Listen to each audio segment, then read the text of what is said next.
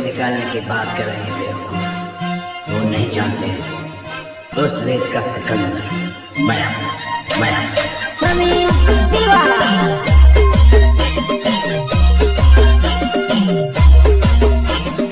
गायक कलाकार समीर दिलवाला। स्वागत तो करो हमारा।